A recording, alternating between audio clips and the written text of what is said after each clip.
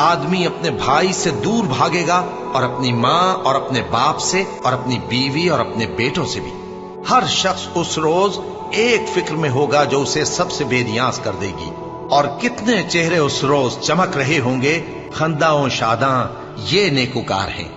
اور اس روز کتنے چہرے ایسے ہوں گے جن پر گرد پڑ رہی ہوگی اور ان پر سیاہی چڑھ رہی ہوگی، یہی لوگ ہوں گے انکار کرنے والے بد کردار۔ بھلا تم کو ڈھانپ لینے والی یعنی قیامت کا حال معلوم ہوا ہے؟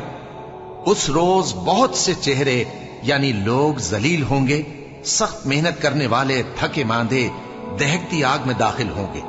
ان کو ایک کھولتے ہوئے چشمے کا پانی پلایا جائے گا، ایک سخت خاردار جھاڑی کے سوا ان کے لیے کوئی کھانا نہیں ہوگا جو نہ مفید غذا بنے اور نہ بھوک میں کچھ کام آئے۔ پھر جب وہ بہت بڑی آفت آئے گی، اس دن انسان جو محنت وہ کرتا رہا